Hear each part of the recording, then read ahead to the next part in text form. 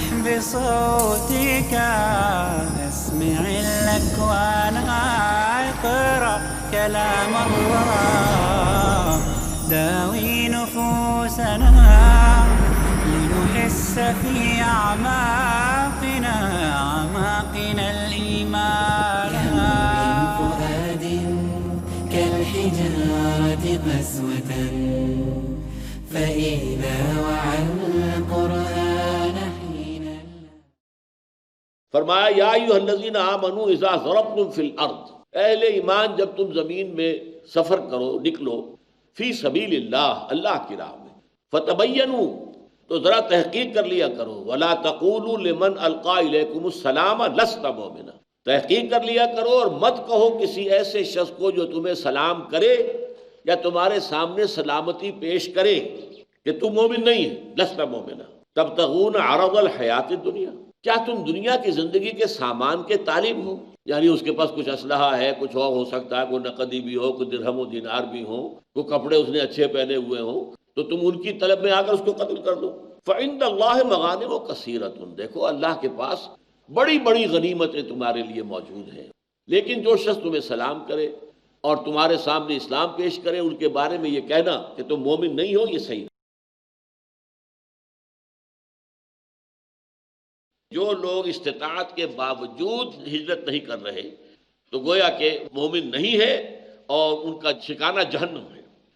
اب ایک ہے بات ٹھکانہ جہنم ہونا، ایک ہے دنیا میں قتل کرنا۔ یہ پہلے جو معاملہ آ رہا تھا کہ دنیا میں کسی کو آپ کہتے تو مومن نہیں ہے، یہ آپ کا حق نہیں ہے، اس لیے کہ ایمان تو دل کی بات ہے۔ اللہ فیصلہ کر سکتا ہے کہ فلاں شخص جو ہے مومن نہیں ہے، جھوٹ موٹ کا مسلمان ہے، یا جسے آپ کہتے ہیں یہ دودھ پینے والے مجنو ہے، جانے دینے والے مجنو نہیں ہے۔ لہذا اللہ تو جانتا ہے، تم نہیں کہہ سکتے، چاہے اس نے عین حالت جنگ میں جان بچانے کے لیے 99% تمہارا خیال یہ ہے کہ اس نے صرف جان بچانے کے لیے کلمہ پڑھا ہے، لیکن کلمہ اس کے بعد تلوار رک جانی چاہیے۔ یہ ہے دنیا کا معاملہ، یہاں اسلام پر ساری بات ہوگی، لیکن آخرت کا معاملہ جو ہے وہ چونکہ ہے ایمان سے، اور اللہ جانتا ہے کس میں ایمان ہے کس میں نہیں۔ اب اس میں مستثنیٰ کیا جا رہا ہے، یہ قاعدہ کلیہ بڑا سخت تھا جو آ گیا، الا المستضعفین من الرجال والنساء والولدان لا یستطیعون حیلۃ ولا یہتدون سبیلا، سوائے ان بے بس لوگوں کے، چاہے وہ مردوں میں سے ہوں، مراد بوڑھے مرد، اور چاہے عورتوں میں سے ہوں اور چاہے بچوں میں سے ہوں، جنہیں نہ تو سفر کی استطاعت حاصل ہے، کوئی تدبیر نہیں کر سکتے، اور نہ ہی وہ جانتے ہیں راستہ جائیں تو کہاں جائیں، مدینے کا راستہ معلوم نہیں، کدھر سے جائیں، کہاں جائیں، کس طور سے جائیں۔ عورتیں بھی تو ہیں، عورتیں جو ہے اس طریقے سے تنہا سفر کر کے، اگرچہ کر دیتی تھی اس زمانے میں خواتین تنہا بھی سفر، لیکن پھر بھی ظاہر بات ہے کہ ہر طرح نہ ہر زن است و نہ ہر مرد مرد، اس اعتبار سے جو ہے وہ تو استثنائی معاملات ہیں۔ تو جو لوگ اس طریقے سے بالکل بے بس ہو، اور یہ اب اللہ جانتا ہے کون شخص بالکل بے بس تھا اور کس شخص کے اوپر اپنی عصبیتیں، خاندانی محبتیں، اپنے وطن کی محبت، اپنے جائیداد کی محبت غالب آ گئی ہے، یہ اللہ کے علم ہے، لہذا یہ فیصلہ اللہ کرے گا۔ الا المستضعفین من الرجال والنساء والولدان، سوائے ان بے بس لوگوں کے کہ جو مردوں میں سے ہوں یا عورتوں میں سے یا بچوں میں سے، لا یستطیعون حیلۃ، کہ نہ تو وہ کوئی تدبیر کر سکتے ہیں، کوئی طریقہ اختیار کر سکتے ہیں، کسی بھی راستے سے وہ یہاں سے نکلنا ممکن بنا سکتے ہیں، ولا یہتدون سبیلا، یا انہیں راستے پتہ نہیں، جائیں تو کہاں جائیں، کس طرح جائیں۔ فَأُولَٰئِكَ عَسَى اللَّهُ أَن يَعْفُوَ عَنْهُمْ، تو یہ وہ ہوں گے کہ امید ہے کہ اللہ انہیں معاف کر دے گا۔ اب دیکھیے یہاں بھی معاف کر دے گا، یہ نہیں کہا کہ بہت بڑا اجر ہوگا، اس لیے کہ اس حالت میں بھی کوشش کرنی چاہیے۔ وہ بالکل ہی انسان جو ہے اگر کسی کو لوہے کی زنجیروں میں باندھ کر گھر میں ڈالا ہوا ہے وہ تو بات دوسری ہے، لیکن یہ ہے کہ جو لوگ اس طریقے سے کہیں چھپ چھپا کر نکل سکتے ہوں، کوئی تدبیر کر سکتے ہوں، لہذا یہ ایک طریقے سے کمزوری ایمان کی علامت ہے، لہذا اللہ معاف فرما دے گا ان کو۔ فَأُولَٰئِكَ عَسَى اللَّهُ أَن يَعْفُوَ عَنْهُمْ، تو یہ وہ لوگ ہیں کہ امید ہے کہ اللہ تعالیٰ ان کو معاف فرما دے گا۔ وَكَانَ اللَّهُ عَفُوًّا غَفُورًا، وہ معاف کرنے والا ہے اور بخشنے والا ہے۔ وَمَن يُهَاجِرْ فِي سَبِيلِ اللَّهِ، اور جو کوئی ہجرت کرے گا اللہ کے راستے میں، یجد فی الارض مراغما کثیرۃ وسعۃ، وہ زمین میں پائے گا بڑی جگہ بہت سی اور کشائش، بڑی وسعت پائے گا. یعنی وہ پھر میں عرض کر رہا ہوں کہ یہ صورتحال بھی اس وقت ہمارا جو آبجیکٹو اس وقت وہ کنڈیشنز ہیں اس میں یہ چیز بھی اس کا پورے طور سے مطابقت نہیں رکھتی. یہ تو ہو سکتا ہے کوئی آدمی جائے کسی جنگل کے اندر، جیسے کہ بعض احادیث میں آتا ہے کہ کچھ بھیڑیں بکریاں لے جائے بس کسی پہاڑی کے اوپر، وہاں جا کے چرائے اور اپنا بس وہیں سے گزارا کرے، تمدن سے کٹ جائے. لیکن ظاہر بات ہے کہ آج کل تو پہاڑ بھی لوگوں کی ملکیت ہے، تمام چیزیں جو ہے وہ لوگوں کے قبضے میں ہیں. وہاں تو پہاڑ جو تھے وہ کس کے قبضے میں تھے، کس کی ملکیت تھے؟ پاسچرز تھیں، چراگاہیں تھیں، تو آپ لے کے چلے. آج کہاں جائیں گے آپ؟ آج تو ایک ہی راستہ کھلا رہ گیا، یا نظام بدلو یا جان دے دو. اللہ اللہ خرص، اس کی جد و جہد میں، اس کی کوشش میں لگے رہو آخری دم تک. اس کے سوا کوئی راستہ نہیں ہے. وَمَن يُهَاجِرْ فِي سَبِيلِ اللَّهِ يَجِدْ فِي الْأَرْضِ مُرَاغَمًا كَثِيرًا. تو جو شخص بھی اللہ کی راہ میں جہاد کرے گا وہ پائے گا زمین میں بہت سے اسباب پائے گا، اور سعہ اور کشائش اور وسعت پائے گا. وَمَن يَخْرُجْ مِن بَيْتِهِ مُهَاجِرًا إِلَى اللَّهِ وَرَسُولِهِ. اور یہ اب اس سلسلے کی فی الحال جو ہے آخری آیت آ رہی ہے. اور جو کوئی نکلا اپنے گھر سے مہاجرًا إِلَى اللَّهِ وَرَسُولِهِ، ہجرت کرنے کے لیے اللہ اور اس کے رسول کی طرف، یعنی ہجرت اس کی کس لیے؟ اللہ کے رسول کے لیے اور اللہ کی راہ میں جہاد کے لیے ہجرت ہے. وہ جو آیت میں آپ کو ابھی سنا چکا ہوں، قُلْ إِنْ كَانَ آبَاؤُكُمْ وَأَبْنَاؤُكُمْ وَإِخْوَانُكُمْ وَأَزْوَاجُكُمْ وَعَشِيرَتُكُمْ وَأَمْوَالٌ اقْتَرَفْتُمُوهَا وَتِجَارَةٌ تَخْشَوْنَ كَسَادَهَا وَمَسَاكِنُ تَرْضَوْنَهَا أَحَبَّ إِلَيْكُم مِّنَ اللَّهِ وَرَسُولِهِ وَجِهَادٍ فِي سَبِيلِهِ فَتَرَبَّصُوا حَتَّىٰ يَأْتِيَ اللَّهُ بِأَمْرِهِ وَاللَّهُ لَا يَهْدِي الْقَوْمَ الْفَاسِقِينَ. تو اس طرح کا معاملہ نہیں. اگر یہ شکل ہے اللہ اور اس کے رسول کے لیے ہجرت کرنے کے لیے انسان گھر سے نکل آیا، ثم یدرک الموت، پھر اسے موت آ لے، موت پکڑ لے، موت اس کی آ جائے، فقد وقع اجرہ علی اللہ، تو اس کا اجر، اس کا ثواب اللہ کے ذمے قائم ہو چکا. وہ تو گھر سے نکلا. اب فرض کیجئے جیسا کہ میں نے کہا راستے مخدوش ہیں، بھئی تم نکلو گھر سے، تمہیں قتل کر دیا جائے، تم مہاجر ہو. مہاجر ہونے کے لیے مدینے پہنچنا لازم نہیں ہے. اس کے لیے تو پہلا قدم جو ہے گھر سے نکلے باہر. ارادہ یہ ہے. البتہ یہ ارادہ جو ہے اس کو نوٹ کیجئے کہ اکثر محدثین نے اپنی جو مجموعے ہیں احادیث کے، ان کو اس حدیث سے شروع کیا ہے جو حضرت عمر سے مروی ہے رضی اللہ تعالی عنہ. انما الاعمال بالنیات، انسان کے نیک اعمال کا دار و مدار نیت پر ہے. وانما لکل امرئ ما نوی، اور ہر شخص کو وہی کچھ ملے گا جس کی اس نے نیت کی تھی. فمن کان ہجرتہ الی اللہ ورسولہ، یہ الفاظ جو یہاں آ گئے، جس شخص کی ہجرت ہے اللہ اور اس کے رسول کی طرف، اس کے دین کے لیے، اس کے دین کے غلبے کی جد و جہد کے لیے، تو مہاجرن الی اللہ ورسولہ. اسی لیے اس میں فرمایا اس حدیث میں کہ انما الاعمال بالنیات وانما لکل امرئ ما نوی فمن كانت ہجرتہ الی اللہ ورسولہ فہجرتہ الی اللہ ورسولہ ومن كانت ہجرتہ الی دنیا یصیبها او امرأۃ ينکحها فہجرتہ الی ما ہاجر الیہ. اور اگر کسی نے ہجرت کی ہے، بظاہر تو ہجرت یہی تھی نا کہ مکہ چھوڑ کر مدینے میں آ گئے. یہ فرض کیجئے کسی نے کیا ہے دنیا کے حصول کے لیے، یعنی کوئی شخص ہے جیسے حضرت خباب بن الارت تھے، مثال کے طور پر کہہ رہا ہوں، وہ یہاں مراد نہیں ہے، میں مثال دے رہا ہوں. وہ لوہار کا پیشہ کرتے تھے. اب ظاہر بات ہے کہ کفار ان کا بائیکاٹ کیے ہوئے تھے، ان سے کام نہیں کراتے تھے. مسلمان جو تھے وہی کام کراتے تھے. اب جب مسلمان چلے گئے تو فرض کیجئے وہ سوچتے کہ اب میں یہاں کیا کروں گا، میرے لیے تو معاش کا دائرہ یہاں تک ہو چکا، میرے گاہک تو سب گئے، اب وہ بھی چلے جا رہے ہیں. فرض کیجئے، یہ میں نہیں کہہ رہا کہ حضرت خباب کا یہ معاملہ ہے، میں صرف مثال کے طور پر رکھ رہا ہوں. تو ان کی اصل نیت جو ہے وہ دنیا ہے. اور آج کی جو ہجرتیں ہو رہی ہیں، امیگریشنز ہو رہی ہیں، جا رہے ہیں، بھاگے جا رہے ہیں، امریکہ جا رہے ہیں، آسٹریلیا جا رہے ہیں، بوڑھے ماں باپ یہاں پڑے رہ گئے، کوئی اور ہے نہیں، کوئی ان کا پرسان حال نہیں، طویل عرصے تک اپنی بیویوں کو یہاں چھوڑا ہوا ہے، بچوں کو چھوڑا ہوا. یہ ہجرت کس لیے؟ دنیا کے لیے. سوائے دنیا کے اس کے اندر اور کوئی شے مطلوب ہے ہی نہیں. زیادہ بہتر معیشت، اور معیشت کا تعلق اس دنیا کی زندگی سے. اب امرأۃ ینکحها، یا کسی عورت کے لیے ہے کہ اس سے نکاح کر لے. اس لیے کہ فرض کیجئے کسی کو محبت تھی کسی خاتون سے اور وہ اس سے شادی کرنا چاہتا تھا. اب وہ مسلمان خاتون جو ہے ہجرت کر کے مدینے چلی گئی ہے. اب یہ بھی کچے دھاگے سے بدے جا رہے، تو یہ ہجرت جو ہے یہ تو پھر بیوی کے لیے ہے، اپنی محبوبہ کے لیے ہے. اور اس لیے صحابہ میں ایک صاحب مشہور تھے مہاجر ام قیس. ام قیس نامی کو خاتون تھیں کہ جن سے محبت کرنے والا ایک شخص جو ہے اس نے پھر ہجرت کی تھی، لیکن بنیادی طور پر ان کو کہا جاتا تھا یہ مہاجر ام قیس ہے. تو فرمایا وَمَن يَخْرُجْ مِن بَيْتِهِ، جو اپنے گھر سے نکلا مہاجراً الی اللہ ورسولہ، جو ہجرت کر رہا ہو اللہ اور اس کے رسول کی طرف، ثم يدركه الموت، پھر اسے موت آ دبوچے، موت آ لے، قتل ہو جائے، کوئی اور شکل ہو جائے، راستے میں کوئی بھیڑیا کھا جائے، کوئی اور شکل ہو جائے، ثم يدركه الموت فقد وقع اجره علی اللہ. یہ بہت ثقیل لفظ ہے، واقع ہو گیا اس کا اجر اللہ کے ذمے، یعنی اللہ تعالیٰ اپنے ذمے قرض تعبیر کر، وقع واقع ہو گیا، لازم ہو گیا، اللہ کے ذمے فرض ہو گیا کہ اس کا اجر اس کو عطا کرے. وَكَانَ اللَّهُ غَفُورًا رَحِيمًا، اور یقیناً اللہ تعالیٰ بہت غفور ہے اور بہت رحم فرمانے والا ہے.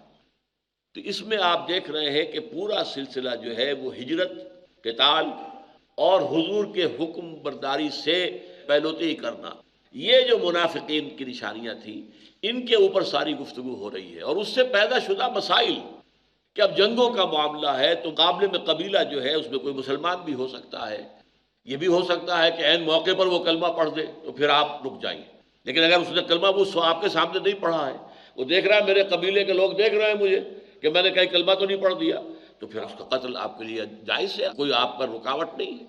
تو اس طرح کے بڑے پیچیدہ مسائل، اصل میں یہ دعوت اور تحریک، ایک انقلابی تحریک کے اندر بے شمار ایسے مسائل پیدا ہوتے ہیں کہ جو عام جو ہماری مجلسی زندگی ہے اور جس طریقے سے پرامن ہم اپنا کھانا پینا اور نماز روزہ کر لیا اور باقی سارا جو ہے دھندا دنیا کا ہم کر رہے ہیں، اس میں وہ مسائل ہیں ہی نہیں. اور وہ مسائل ہیں نہیں تو سمجھ میں کیسے آئیں گے؟ یہ تو مسائل سمجھ میں اس وقت آتے ہیں کہ جب انسان ان مسائل سے دوچار ہوتا ہے، اور تب معلوم ہوتا ہے کہ ان احادیث کا کیا پس منظر ہے، ان آیات کا کیا پس منظر ہے، ان کی اہمیت کیا ہے. اور اس وقت جو ہے جو ڈی فیکٹو پوزیشن تھی، جو فیکٹس آن دی گراؤنڈز تھے، ان کے اعتبار سے ان مسائل کی کتنی اہمیت تھی. اقرأ أخيا ورتل قرآنا.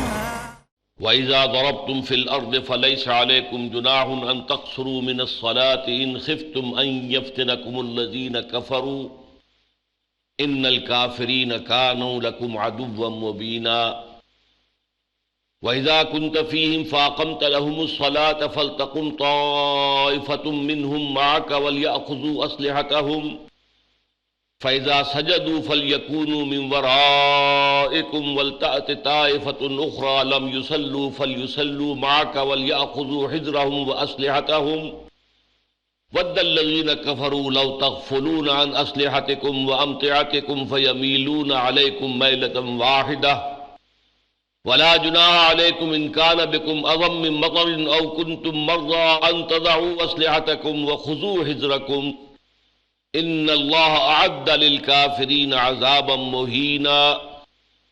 فَإِذَا قَضَيْتُمُ الصَّلَاةَ فَاذْكُرُوا اللَّهَ قِيَامًا وَقُعُودًا وَعَلَىٰ جُنُوبِكُمْ فَإِذَا اطْمَأْنَنتُمْ فَأَقِيمُوا الصَّلَاةَ إِنَّ الصَّلَاةَ كَانَتْ عَلَى الْمُؤْمِنِينَ كِتَابًا مَّوْقُوتًا.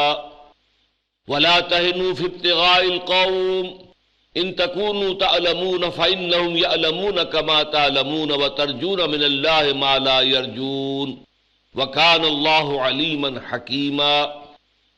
سورہ نساء کے بارے میں یہ بات بہت مرتبہ سامنے آ چکی ہے کہ اس میں 3 گروہوں سے خطاب ہے، لیکن یہ خطاب ایسا نہیں ہے کہ ایک سے پورا خطاب مکمل ہو جائے تو دوسرے سے شروع ہو، دوسرے سے ختم ہو جائے تو تیسرے سے شروع ہو، بلکہ کٹواں کٹواں ہے. ایک خطاب ہے امت مسلمہ سے. اب ظاہر بات ہے کہ یہ جو سورہ مبارکہ ہے اس کا زمانہ نزول ہے مدنی دور کا وسط، تقریباً وسط 5-6 ہجری، اور اس وقت ایک مسلمان معاشرہ بالفعل وجود میں آ چکا تھا. تو اس کے لیے قوانین، اس کے لیے ہدایات، اس کے لیے ویلیوز، معاشرتی ویلیوز کیا ہیں، معاشرتی برائیاں کیا ہیں جن کو ختم کیا جانا چاہیے. ایک تو یہ امت مسلمہ سے خطاب ہے مثبت انداز میں. ایک پھر اہل کتاب سے جو خطاب چلا آ رہا ہے ان مدنی صورتوں میں، سورہ بقرہ میں سب سے زیادہ تفصیل سے ہوا، یہود سے، سورہ آل عمران میں نصارہ سے، بلکہ دونوں سے بھی یہاں پھر ان دونوں سے یعنی اہل کتاب میں سے یہود بھی نصارہ بھی ان سے بھی خطاب ہے، لیکن سب سے بڑا حصہ اس سورہ مبارکہ کا جو ہے وہ منافقین کے ساتھ خطاب پر مشتمل ہے۔ تو ہم نے دیکھا کہ آیت نمبر 60 سے لے کر ہم مسلسل چل رہے ہیں، تو اگرچہ بیچ میں کچھ مضامین ایسے آ جاتے ہیں جن کا براہ راست بظاہر کوئی تعلق جو ہے وہ منافقین سے معلوم نہیں ہوتا، لیکن واقعہ یہ ہے کہ وہ بھی اسی بحث کے ساتھ منسلک چیزیں ہیں۔ اصل جو دوڑ ہے وہ وہی ہے کہ خطاب جو ہے روح سخت جو ہے وہ منافقین کی طرف ہے۔ اب اسی ضمن میں آپ کو معلوم ہے کہ 3 باتیں خاص طور پر ہائی لائٹ کی گئی۔ ایک تو یہ کہ منافقین پر حضور کی اطاعت، شخصی اطاعت حضور کی صلی اللہ علیہ وسلم، یہ بہت گراں تھی۔ یہی بیماری ہے جو آج بھی آپ دیکھ رہے ہیں، منکرین حدیث ہیں جو اپنے آپ کو اہل قرآن کہتے ہیں، وہ قرآن مجید کو تو کہتے ہیں کہ ہم تسلیم کرتے ہیں، لیکن یہ حدیث تو بس اپنے دور کے لیے تھی، حضور اس وقت کے امام تھے، اس وقت اطاعت جو ہے، اطاعت رسول کا ذکر جو آتا ہے تو وہ بحیثیت امیر امت، امیر جماعت یا امیر مملکت یا مرکز ملت کا نام جو ہے غلام احمد پرویز نے اختیار کیا، اس کی حیثیت سے ہے، وہ ابدی نہیں ہے۔ اس میں یہی ہے کہ دین کی وہ ساری تفاصیل کے جن کا تعلق سنت رسول کے ساتھ ہے ان کو قطع برید کر کے ختم کر کے بس صرف کوئی بنیادی اصول قرآن مجید سے لے لیے جائیں۔ بہرحال ایک بات تو وہ تھی جس پر بڑی تفصیل سے گفتگو ہوئی۔ پھر دوسری چیز جو ان پر بہت بھاری تھی وہ قتال فی سبیل اللہ، جان ہتھیلی پر رکھ کر نکل آنا، اس پر گفتگو ہوئی۔ پھر ہجرت اللہ کے راستے، گھر بار چھوڑ دینا، اعزاء و اقارب کو چھوڑ دینا، اپنے آباء و اجداد کی سرزمین کو خیر بات کہنا اور چلے آنا۔ اور ظاہر بات ہے کہ یہ بھی بہت ہی شاخ گزرنے والی شے تھی ان لوگوں پر جن میں یا تو یہ کہ شروع میں ایمان کمزور تھا اور ہوتے ہوتے پھر وہ کمزور ایمان سے پسپائی اختیار کرتے کرتے وہ منافقت کے درجے میں آ گئے۔ پھر یہی ہجرت اور قتال فی سبیل اللہ کے ملے جلے مضامین جو ہیں وہ پچھلے چند درسوں سے ہمارے سامنے آ رہے ہیں۔ اب اسی ضمن میں کچھ ہدایات ہیں۔ فرمایا وَإِذَا ضَرَبْتُمْ فِي الْأَرْضِ فَلَيْسَ عَلَيْكُمْ جُنَاحٌ أَن تَقْصُرُوا مِنَ الصَّلَاةِ، اے مسلمانوں جب تم زمین میں سفر پر نکلو تو تم پر کوئی گناہ نہیں ہے، کوئی تم پر گرفت نہیں ہوگی اگر تم کم کر لو، نماز میں کمی کر لو، قصر کر لو۔ ان خفتم ان یفتنکم الذین کفروا، اگر تمہیں یہ اندیشہ ہو کہ تم کو فتنے میں مبتلا کر دیں گے کافر لوگ، یعنی یہ کہ اگر نماز پوری پڑھی جا رہی ہے، اہتمام سے پڑھی جا رہی ہے، تو دشمنوں کو موقع مل جائے گا کہ وہ آ کر حملہ آور ہو اور تمہیں شدید نقصان پہنچائیں، تو اس حالت میں تمہارے لیے اجازت ہے کہ تم چاہو کہ نماز کم کر دو۔ ان الکافرین کانوا لکم عدوا مبینا، یقیناً کافر تو تمہارے کھلے دشمن ہیں ہی، وہ تو گھات میں ہیں، جو بھی موقع انہیں مل جائے گا اس سے انہوں نے فائدہ اٹھانا ہے۔ یہ آیت مبارکہ اس اعتبار سے بہت اہم ہے کہ قصر فی الصلاۃ کا حکم قرآن مجید میں صرف اسی آیت میں آیا ہے، لیکن چونکہ ظاہر الفاظ کے اعتبار سے اس کے اندر اضافی شرط ہے، ایک تو سفر اور دوسری یہ کہ اگر خوف ہو، لہذا جو بھی اصحاب ظاہر ہیں جنہوں نے وہی بات جو میں کہہ رہا تھا کہ ہم تو صرف قرآن ہی کو تھامیں گے، ہمیں رسول کی سنت سے کوئی سروکار نہیں ہے، وہ تو وقتی چیز تھی، ان کا معاملہ یہ ہوا ہے۔ اصحاب ظاہر ہمارے ہاں بھی رہے، پہلے بھی رہے ہیں۔ ابن حزم ظاہری، ان کا نام ہی جو ہے اس فرقے کا یا اس مکتب فکر کا ظاہریہ ہے، ظاہر بات کرنے والے، ظاہر پر چلنے والے۔ اور پھر خوارج جنہوں نے کہا تھا کہ ہمارے لیے تو بس قرآن کافی ہے۔ تو ان سب کے نزدیک قصر جو ہے وہ نماز میں صرف حالت خوف میں ہوگی، اس لیے کہ یہاں پر یہ شرط ہے، اور دوسرے یہ کہ اجازت دی گئی ہے، تو اس میں کوئی حکم نہیں دیا گیا ہے۔ فَلَيْسَ عَلَيْكُمْ جُنَاحٌ، کوئی حرج نہیں ہے، تم پر کوئی گرفت نہیں ہوگی، کوئی ملامت نہیں ہوگی، تم پر کوئی گناہ نہیں آئے گا اگر تم کمی کر لو نماز میں۔ قصر کہتے کم کرنا، قصور آپ کی طرف سے جو کمی رہ گئی ہو، تقصیر اسی سے بنا ہے، تقصیر کی میں اپنی تقصیر کی معافی چاہتا ہوں، مجھ سے جو کمی رہ گئی ہے میں اس کی معافی چاہتا ہوں۔ قصر، تو یہ جو لفظ ہے کسر، کاف اور سین کے ساتھ آئے گا تب بھی کسی چیز کی کمی ہونا ہے، کسر ہے، کسر اور انکسار۔ تو یہ یوں سمجھئے کہ حکمت لغہ جو ہے، زبان کی جو حکمت ہے، الفاظ قریب قریب کے جو ہوتے ہیں، خسر، خے سین رے یہ بھی، اور خا صاد را خسر یہ بھی جو ہے، یہ تمام کی تمام اختصار، کم کرنا، مختصر کر دینا۔ تو قصر ہو، خسر ہو، کسر ہو، یہ سب کے سب جو الفاظ ہیں جو کچھ ہم وزن سے بھی ہیں اور جو ایک اپنے آواز کے ساؤنڈ کے اعتبار سے بھی ایک دوسرے سے قریب ہے، اس کا جو مادہ ہے وہ ایک دوسرے سے قریب ہے، تو ان کا مفہوم ایک ہی ہے۔ ان تقصروا من الصلاۃ، ان خفتم ان یفتنکم الذین کفروا، اگر تمہیں یہ اندیشہ ہو کہ تمہیں فتنے میں ڈال دیں گے، تمہیں مصیبت میں مبتلا کر دیں گے کافر، ان الکافرین کانوا لکم عدوا مبینا، اور یہ تو بات واضح ہے کہ کافر تو تمہارے کھلے دشمن ہیں، ہر وقت گھات میں ہے، موقع دیکھتے ہیں۔ تو جیسا کہ میں نے عرض کیا کہ اس میں ظاہریہ، ابن حزم ظاہری اور خوارج کے نزدیک قصر جو ہے نماز میں وہ صرف حالت خوف میں ہے، عام سفر میں قصر نہیں ہے۔ لیکن یہ کہ سنت رسول صلی اللہ علیہ وسلم سے ثابت ہے کہ آپ نے ہر سفر میں قصر کیا ہے، چاہے کوئی خوف ہو چاہے نہ ہو، چاہے حالت جنگ ہو چاہے نارمل ہو۔ چنانچہ حضرت عمر رضی اللہ تعالیٰ عنہ نے اس معاملے میں اپنا ایک شبہ پیش کیا تھا حضور کے سامنے صلی اللہ علیہ وسلم کہ قرآن مجید میں تو یہ ایک رعایت ہے، اور نمبر دو یہ کہ اس کے ساتھ شرط جو دوسری ہے، سفر بھی ہو اور سفر کے ساتھ خوف، حالت خوف ہو، دشمن کی طرف سے اندیشہ ہو۔ تو اس پر حضور نے فرمایا صلی اللہ علیہ وسلم صدقۃ تصدق اللہ بہا علیکم فاقبلوا صدقتہ، اے عمر یہ اللہ کا ایک صدقہ ہے جو اس نے اپنے بندوں پر کیا ہے، تو تم قبول کرو اس کے صدقے کو، اس نے نماز میں کمی کی اجازت دی ہے۔ باقی رہ گیا یہ کہ فلا جناح علیکم ان تقصروا، یہ قرآن مجید کے خاص اسلوبوں میں سے ہے، شاہانہ انداز کلام، کوئی حرج نہیں اگر تم یہ کر لیا کرو، اور یہ انداز بھی بسا اوقات حکم کے لیے ہوتا ہے، جیسے کہ سورہ بقرہ میں آیا ہے ان الصفا والمروۃ من شعائر اللہ فمن حج البیت او اعتمر فلا جناح علیہ ان یطوف بہما، یہ جو صفا اور مروہ کی پہاڑیاں ہیں یہ بھی اللہ تعالیٰ کے شعائر میں سے ہیں، تم میں سے جو کوئی بھی اللہ کے گھر کا حج کرے یا عمرہ ادا کرے تو کوئی حرج نہیں ہے کہ وہ طواف کر لیا کرے۔ اب یہاں پر بھی کوئی حرج نہیں ہے کہ الفاظ کہے، لیکن یہ واجب ہے، یہ یوں سمجھیے کہ جو واجبات ہیں، جو بھی حج کے مناسک ہیں اور جو عمرے کے واجبات ان میں شامل ہیں۔ تو یہ قرآن مجید کا ایک شاہانہ انداز ہے، جیسے کہ لعلہ کے بارے میں نے کہا کہ جیسے بادشاہ کسی سے کہے ہم تمہیں فلاں مہم پر بھیج رہے ہیں فلاں جرنیل کو، اور اگر تم کامیاب آئے تو شاید کہ ہم تمہیں فلاں صوبے کی گورنری دے دیں۔ اب یہاں پہ شاید جو ہے یہ حقیقی وعدے کے طور پر ہوتا ہے، اگر تم کامیاب ہوئے تو شاہانہ انداز کلام میں یہ شاید جو ہے یہ صرف احتمال کے معنی میں نہیں ہوتا بلکہ یقینی وعدے کے معنی میں ہوتا ہے۔ تو یہ انداز کلام ہے قرآن کا۔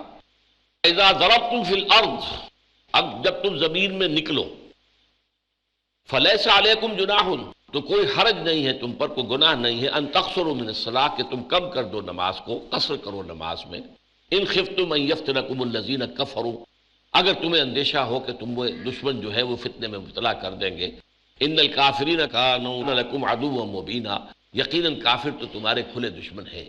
اقرأ وَإِذَا ضَرَبْتُمْ فِي الْأَرْضِ، اب جب تم زمین میں نکلو، فَلَيْسَ عَلَيْكُمْ جُنَاحٌ، تو کوئی حرج نہیں ہے تم پر، کوئی گناہ نہیں ہے، ان تقصروا من الصلاۃ، کہ تم کم کر دو نماز کو، قصر کرو نماز میں، ان خفتم ان یفتنکم الذین کفروا، اگر تمہیں اندیشہ ہو کہ تم وہ دشمن جو ہے وہ فتنے میں مبتلا کر دیں گے، ان الکافرین کانوا لکم عدوا مبینا، یقیناً کافر تو تمہارے کھلے دشمن ہیں۔ اس ضمن میں حضرت ابن عباس رضی اللہ تعالی عنہما کا بھی ایک اثر ہے کہ انہوں نے فرمایا کہ حضور نے صلی اللہ علیہ وسلم مدینے سے مکے تک کا سفر کیا، اور اس میں کوئی خوف نہیں تھا اس سفر میں سوائے اللہ کے خوف کے، یعنی کامل امن تھا، کوئی جنگ، کوئی کسی طرف سے خدشہ نہیں تھا۔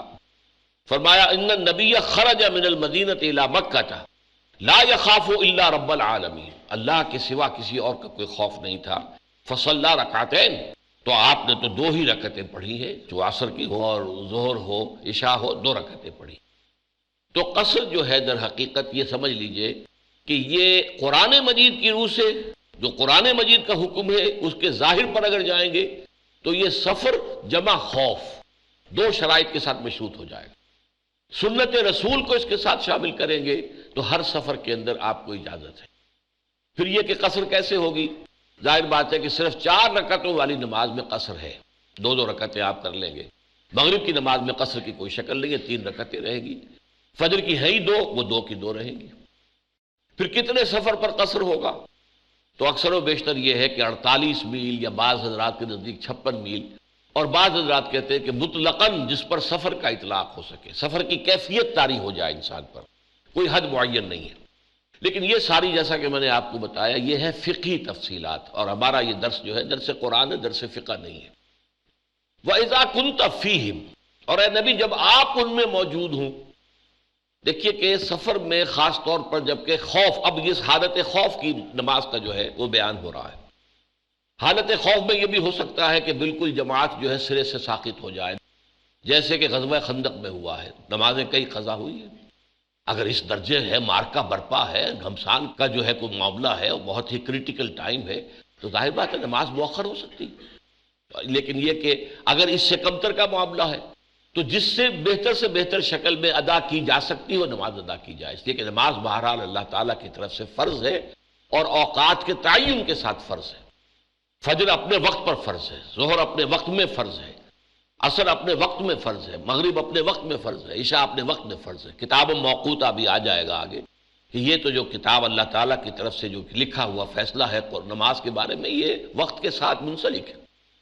لیکن نماز میں ہر جگہ صورت مختلف ہو سکتی ہے. ایسا ہے حالت خوف ہے، سفر بھی کر رہے ہیں اور سواریوں پر جائے، سواریوں پر نماز پڑھ لی جائے. اور جو ہے آپ جس طریقے سے بھی کر سکتے ہو علیحدہ علیحدہ پڑھ لیں. لیکن ایک خاص صورتحال ایسی ہو سکتی ہے کہ اگر حالت جنگ ہے لیکن یہ کہ مسلمانوں کا جتھا بھی ایک جگہ پر موجود ہے، ایک جماعت ہے، ایک گروہ ہے، اور پھر حضور بھی اس میں موجود ہے. اب ظاہر بات ہے کہ حضور موجود ہے تو امامت کوئی اور تو نہیں کر سکتا، امامت حضور کرائیں گے. اور کوئی بھی مسلمان اس کو پسند نہیں کرے گا کہ وہ حضور کی امامت کو چھوڑ کر کسی اور کی امامت میں نماز ادا کرے. اس پیچیدگی کا حل ہے جو اس آیت میں دیا گیا ہے. وَإِذَا كُنْتَ فِيهِمْ، ارے نبی جب آپ ان میں موجود ہوں، فَأَقَمْتَ لَهُمُ الصَّلَاةَ، اور آپ ان کے لیے نماز قائم کریں، فَلْتَقُمْ طَائِفَةٌ مِّنْهُمْ مَعَكَ، تو چاہیے کہ ان میں سے ایک گروہ آپ کے ساتھ کھڑا ہو جائے، وَلْيَأْخُذُوا أَسْلِحَتَهُمْ، لیکن اس حال میں بھی وہ اپنا اسلحہ ساتھ رکھیں. فَإِذَا سَجَدُوا، جب وہ نماز پڑھ لیں، فَلْيَكُونُوا مِنْ وَرَائِكُمْ، تو چاہیے کہ وہ پھر پیچھے چلے جائیں. وَلْتَأْتِ طَائِفَةٌ أُخْرَىٰ، اور اب دوسرا گروہ آ جائے، لَمْ يُصَلُّوا، جنہوں نے ابھی نماز نہیں پڑھی، فَلْيُصَلُّوا مَعَكَ، اب وہ نماز پڑھیں آپ کے ساتھ. وَلْيَأْخُذُوا حِذْرَهُمْ وَأَسْلِحَتَهُمْ، اور چاہیے کہ وہ اپنے بچاؤ کا سامان اور اپنا اسلحہ ساتھ رکھیں. وَدَّ الَّذِينَ كَفَرُوا لَوْ تَغْفُلُونَ عَنْ أَسْلِحَتِكُمْ وَأَمْتِعَتِكُمْ فَيَمِيلُونَ عَلَيْكُمْ مَيْلَةً وَاحِدَةً، اور یقیناً کافر تو یہ چاہتے ہیں کہ کوئی ایسی شکل ہو کہ تم اپنے ساز و سامان اور اپنے اسلحہ سے غافل ہو جاؤ، پھر وہ تم پر یکبارگی ٹوٹ پڑے. اب یہ کیفیت کیا ہے، اس کی مختلف شکلیں آئی ہیں، لیکن جو سب سے زیادہ موضوع سمجھ میں آتی ہے بات وہ کیا ہے کہ 2 رکعت نماز پڑھنی ہے. حضور بھی قصر کر رہے ہیں اور صحابہ بھی قصر کر رہے ہیں. تو حضور نے نیت باندھی اور آدھی جماعت جو ہے، آدھی نفری، وہ حضور کے پیچھے جماعت میں کھڑی ہو گئی. 1 رکعت ادا کر کے حضور اب اٹھے نہیں، بیٹھے ہی رہے. لیکن یہ کہ دوسرے باقی جو پیچھے ہیں ان سب نے کھڑے ہو کر 1 رکعت اور ادا کر لی، سلام پھر اور چلے گئے. حضور ابھی اسی حالت نماز کے اندر ہے، تشریف فرما ہے. اب جب وہ پہلا گروہ چلا گیا، اس کی 2 رکعتیں ہو گئی، ایک حضور کے پیچھے اور ایک اس نے انڈیپینڈنٹلی اپنے طور پر پڑھی ہے. اب بقیہ فوج آئے گی، بقیہ لوگ آ جائیں گے، وہ اب ان کی جگہ لیں گے. اب حضور دوسری رکعت پڑھیں گے، تو گویا کہ اب ان کو 1 رکعت حضور کے ساتھ مل گئی. اور اس کے بعد حضور جو ہے 1 رکعت پڑھنے کے بعد سلام پھیر دیں گے، آپ کی 2 رکعتیں مکمل ہو گئیں. اور پیچھے جو جماعت ہے وہ 1 رکعت اپنے طور پر ادا کر کے 2 رکعتیں پوری کر لے گی. اس کی شکلیں کچھ اور بھی بیان کی گئی ہیں. بعض لوگوں نے کہا کہ حضور 4 رکعتیں پڑھے اور صحابہ جو ہیں پیچھے وہ 2 رکعتیں پڑھے. لیکن اس صورت میں پھر یہ ہے کہ وہ قصر کا حکم جو ہے تو پھر وہ حضور کا اس پر عمل نہیں ہوگا. اس لحاظ سے بہترین شکل وہی سمجھ میں آتی ہے جو میں نے آپ کے سامنے رکھی کہ حضور کے ساتھ ایک گروہ نے نیت باندھ لی، 1 رکعت پڑھ لی. اب حضور جو ہے اس رکعت کو پورا کر کے تشریف فرما رہے، آپ نے سلام نہیں پھیرا. باقی لوگ کھڑے ہو گئے، انہوں نے اپنی دوسری رکعت اپنے طور پر پڑھ لی، سلام پھیرا اور چلے گئے. اب وہ پیچھے چلے گئے، اب وہ محافظ ہیں. بقیہ جو فوج تھی جو رہ گئی تھی وہ آگے آئی اور اس نے آ کر حضور کے پیچھے صف بندی کی. اب حضور نے کھڑے ہو کر 1 رکعت نماز جو ہے مزید اپنی جو رہ گئی تھی پڑھی. تو یہ گویا کہ بقیہ فوج کو ان کے ساتھ ان کی امامت میں رکعت مل گئی. اب اس کے بعد حضور نے 1 رکعت پڑھنے کے بعد جو ہے چونکہ 2 آپ کی ہو گئی، آپ نے سلام پھیر دیا. لیکن یہ کہ باقی سب حضرات جو ہے مقتدی وہ کھڑے ہو گئے، انہوں نے اپنی 1 رکعت اور پڑھ لی اور ان کو سلام پھیر دیا. تو یہ معلوم. لیکن اس میں جو زور دیا جا رہا ہے کہ وہ اپنا اسلحہ ساتھ رکھے، اس لیے کہ حالات بہت ہی ایمرجنسی کے حالات تھے، بہت کسی وقت بھی کوئی صورتحال پیش آ سکتی تھی. اب ظاہر بات ہے کہ اگر حملہ ہو جاتا ہے نماز میں تو نماز تو آپ کو توڑ دینی پڑے گی، اگرچہ وہ نماز توڑی ہوئی تصور نہیں کی جاتی، وہ گویا کہ نماز ہی کے اندر آپ کا پورا عمل ہوگا جو آپ کر رہے ہیں، جیسے اس سے فارغ ہو پھر نماز پوری کریں۔ لیکن یہ ہے کہ ظاہر بات ہے کہ اس صورت میں آپ دوڑیں گے اپنا اسلحہ لینے کے لیے، اتنی دیر میں تو بہت کافی جو ہے آپ کا نقصان ہو چکا ہوگا، تو اسلحہ ساتھ رکھیں۔ یہاں دو الفاظ آ رہے ہیں، حذرکم و اسلحتکم۔ اگرچہ حذر اکیلا آئے گا تو اس میں دونوں چیزیں آ جائیں گی، اپنے بچاؤ کا سامان، بچاؤ کے سامان میں وہ بھی ہے جو دفاع کے لیے، سر کے اوپر خود ہو، جسم کے اوپر زرہ ہو، اس طریقے سے انسان جو ہے، اور ڈھال اپنی جو ہے اپنے پاس رکھے قریب، جیسے ہی کوئی دشمن کا وار جو اچانک آئے تو وہ ڈھال سے اس کو روک سکے۔ اسلحہ میں تلوار ہے، نیزہ ہے، وغیرہ ہے، چیزیں ہیں، یہ ساتھ رکھیں۔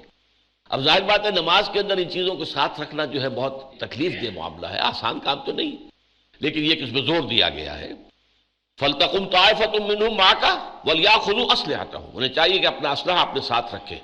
فَإِذَا سَجَدُوا، اب یہاں پر دیکھیے رکعت کے لیے سجدے کا لفظ آیا، اس لیے کہ نماز کی جو آخری جو شکل ہے، جو یوں سمجھیے کہ جس میں کلائمیکس کہتے ہیں ہم، آخری اس معنی میں، وہ سجدہ ہے۔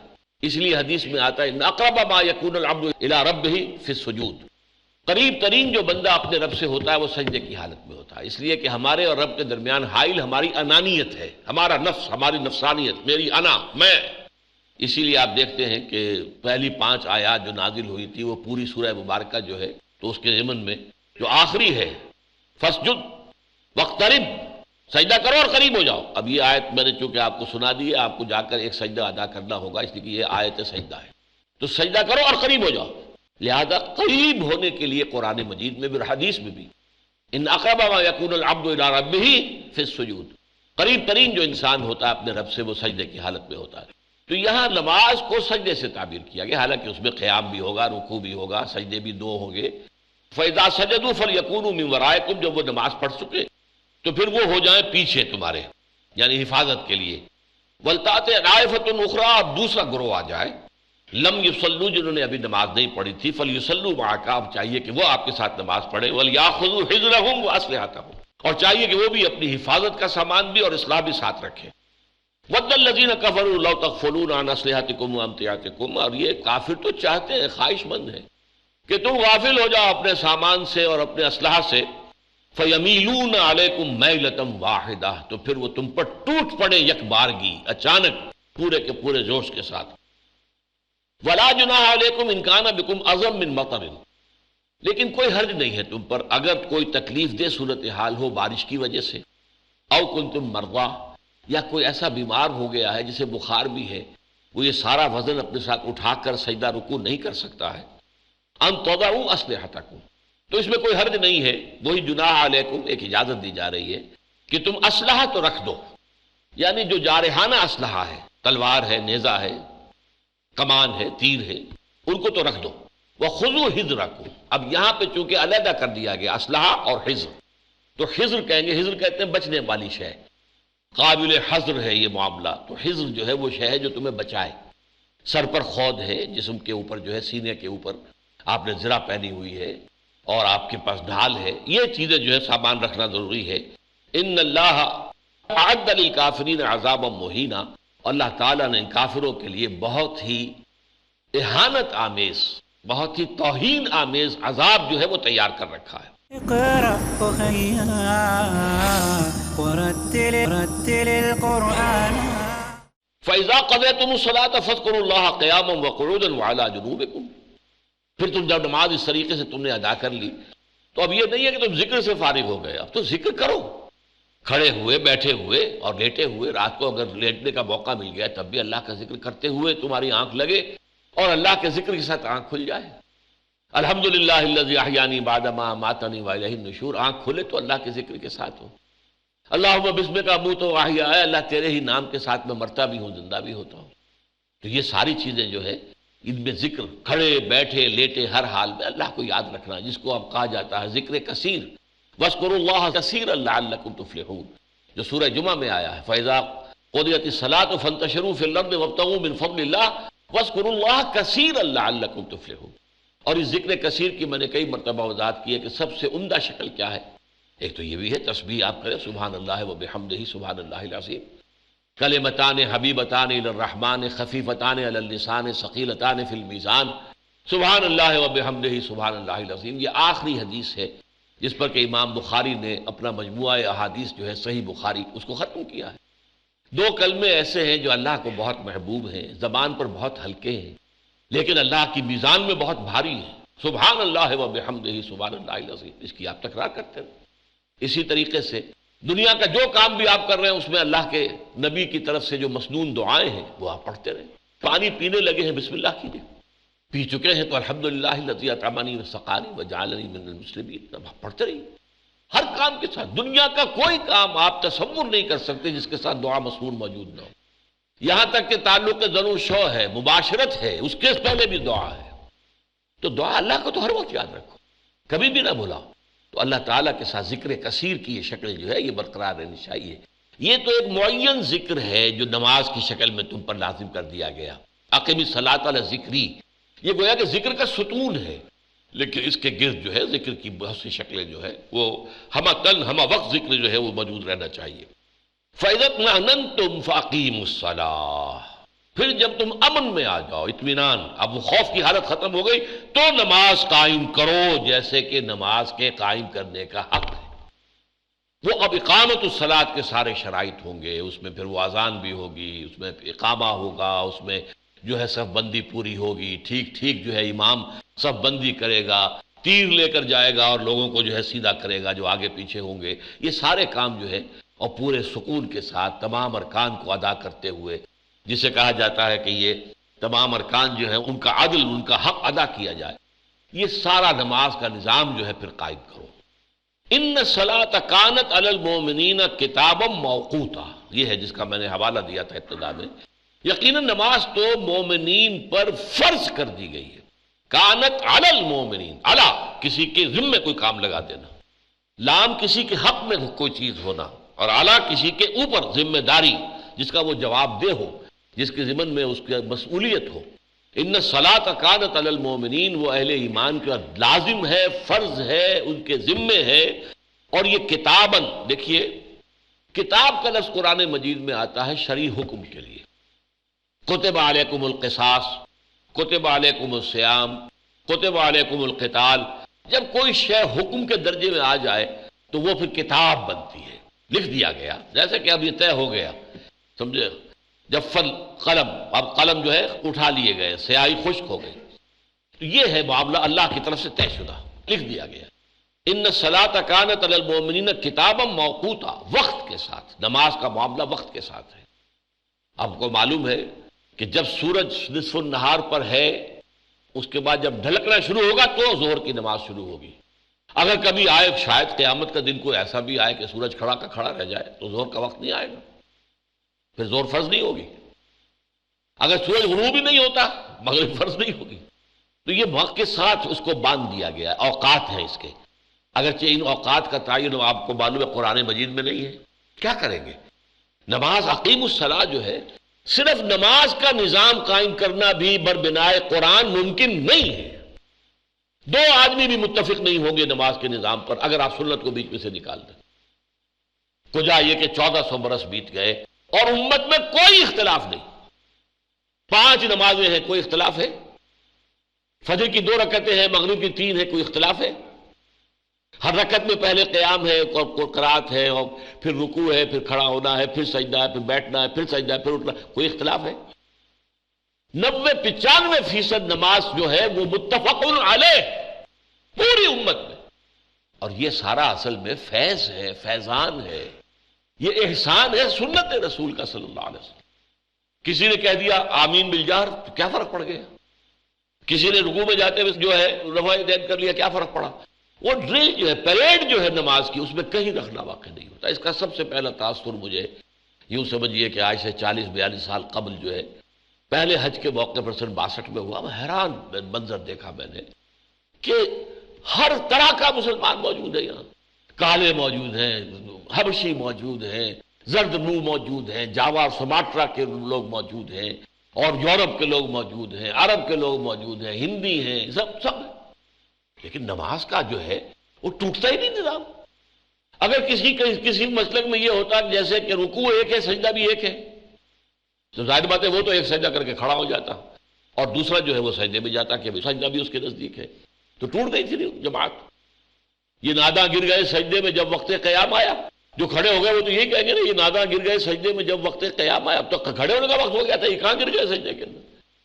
کسی کی رائے ہوتی کہ رکوع بھی 2 ہیں جیسے سجدے 2 ہیں، تب بھی جماعت ٹوٹ جاتی. جماعت نہیں ٹوٹتی، اور وہ صرف یہ فیضان ہے، یہ احسان ہے سنت رسول کا صلی اللہ علیہ وسلم. فَإِذَا اطْمَأْنَنْتُمْ فَأَقِيمُوا الصَّلَاةَ إِنَّ الصَّلَاةَ كَانَتْ عَلَى الْمُؤْمِنِينَ كِتَابًا مَوْقُوتًا وَلَا تَهِنُوا فِي ابْتِغَاءِ الْقَوْمِ. اور دیکھو اے مسلمانوں، اپنے دشمن کا پیچھا کرنے میں کمزوری مت دکھاؤ، سستی مت دکھاؤ.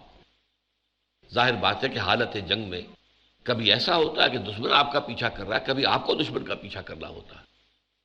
لیکن اب ظاہر بات ہے کہ آپ دشمن کے پیچھے جا رہے ہیں، ہو سکتا ہے کوئی آدمی ذرا سست چلے پیچھے رہے تاکہ مڈ بھیڑ ہو تو میں بچا رہا ہوں، یا کوئی اور ذوف کا اظہار کرے. اور وہ یہ منافقین کا معاملہ ہے، کیونکہ سارا جو ہے یہ ہم نے آپ کو بتایا کہ ڈوری جو ہے وہ نفاق والی ہے. وَلَا تَهِنُوا فِي ابْتِغَاءِ الْقَوْمِ. ابتغاء کے معنی تلاش کرنا، حاصل کرنے کی کوشش کرنا. یہاں مراد کیا ہے؟ پیچھا کرنا. اور بالکل ہمت نہ ہارو، کمزور نہ پڑو، سستی نہ دکھاؤ اپنے دشمنوں کا پیچھا کرنے میں. کس قدر پیارے الفاظ آ رہے ہیں. ان تکونوا تعلمون. اگر تمہیں علم پہنچتا ہے، علم اردو میں بھی ہم کہتے ہیں رنج و علم، اگر تمہیں کوئی صدمہ ہوتا ہے، تمہارا کوئی نقصان ہوتا ہے، تمہیں کوئی تکلیف پہنچتی ہے، فَإِنَّهُمْ يَعْلَمُونَ كَمَا تَعْلَمُونَ. تو انہیں بھی تو وہ نقصان اٹھانے پڑتے ہیں جیسے کہ تم اٹھاتے ہو. کیا وہ جانے نہیں دے رہے؟ وہ اپنے دین باطل کے لیے جانے دے رہے ہیں، وہ اپنے جھوٹے معبودوں کے لیے جانے دے رہے ہیں. تم معبود برحق کے لیے جان دینے کو تیار نہیں، اور مدعی ہو ایمان کے. اگر تمہیں تکلیف پہنچ رہی ہے تو انہیں بھی پہنچ رہی ہے. تم ان کا پیچھا کر رہے ہو تو کبھی وہ تمہارا پیچھا کر رہے ہوتے ہیں، وہ بھی جانے دیتے ہیں. اور جو کافر ہیں یقاتلون فی سبیل الطاغوت، وہ بھی تو قتال کر رہے ہیں، مرتے وہ بھی تو ہیں. آخر 70 جو ہے بدر میں مارے گئے تھے کہ نہیں مارے گئے تھے؟ بڑے بڑے سردار تھے جو مارے گئے تھے. تو تم جو ہے کہاں اس معاملے کے اندر سستی دکھا رہے ہو؟ تم ایمان کے مدعی ہو. وَلَا تَهِنُوا فِي ابْتِغَاءِ الْقَوْمِ إِن تَكُونُوا تَعْلَمُونَ فَإِنَّهُمْ يَعْلَمُونَ كَمَا تَعْلَمُونَ وَتَرْجُونَ مِنَ اللَّهِ مَا لَا يَرْجُونَ. اور تمہیں تو اللہ سے وہ توقعات ہیں جو انہیں نہیں ہیں. تم آخرت پر یقین رکھتے ہو، تم اللہ پر یقین رکھتے ہو، تمہیں یقین ہے کہ اللہ تعالیٰ جو ہے جو اس کی راہ میں جان دے دے گا وہ سیدھا اس کو جنت کے اندر داخل کر دے گا. تم جو کچھ توقع رکھتے ہو، وہ جھوٹے معبود جو ہے اور صرف اپنی دنیا کے تحفظات کے لیے وہ اپنی جانیں دے رہے ہیں، تکلیفیں اٹھا رہے ہیں، سختیاں جھیل رہے ہیں، قربانیاں دے رہے ہیں. تو تم معبود برحق کے لیے اور دین حق کے لیے کام کرنے کو تیار نہیں. وَتَرْجُونَ مِنَ اللَّهِ مَا لَا يَرْجُونَ وَكَانَ اللَّهُ عَلِيمًا حَكِيمًا. اور یقیناً اللہ تعالی علیم ہے، حکیم ہے، سب کچھ جاننے والا ہے، کمال حکمت والا ہے. اس کے بعد جو یہ 2 رکوع آ رہے ہیں، یہ ایک خاص واقعہ اس کے پس منظر میں ہے. پہلے اس کو سن لیجیے تو پھر سے ترجمہ کافی ہو جائے گا. مسلمان معاشرہ جو تھا، میں بتا چکا ہوں، بڑی پیچیدگی تھی کہ ایک طرف تو مدینے کے اندر منافق موجود تھے، ضعفاء بھی تھے، منافق نہیں تھے لیکن ایمان کمزور تھا. ایمان کمزور تھا تو کبھی قبائلی عصبیت غالب آ گئی، کبھی اپنے گھرانے کی قرابت داری کا خیال جو ہے آ گیا، بجائے حق اور عدل و انصاف کے حمایت جو ہے اپنے رشتہ دار کی ہوتا تھا. آخر انسان تھے، ان کے دلوں سے یہ ساری چیزیں بالکل کھرچ کر تو نہیں نکال دی گئی تھی. ایک نیوکلیس تھا، ایک انر کور تھا ان صحابہ کا کہ جو تن من دھن سب کچھ نثار کرنے کے لیے ہر دم تیار، ہر دم تیار، ہر دم تیار. لیکن ساتھ ہی جیسے کہ میں نے کہا شیڈز، ضعیف الایمان لوگ بھی تھے. پھر اس سے آگے جو ہے منافق درجہ اول کے، منافق درجہ دوم کے، منافق درجہ سوم کے بھی موجود تھے، جن کے اندر دشمنی تھی، عداوت تھی حضور کی، خاص طور پر مسلمانوں کی عام بالعموم. پھر دوسری طرف باہر جو ہے منافقین جو ایمان کے دعوے دار ہیں، ہجرت کرنے کو تیار نہیں، ہجرت نہیں کر رہے اگرچہ اس کی استعداد رکھتے ہیں، استقامت رکھتے ہیں.